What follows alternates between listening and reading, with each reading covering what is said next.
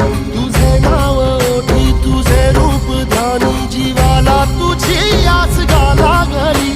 जरी बाप सा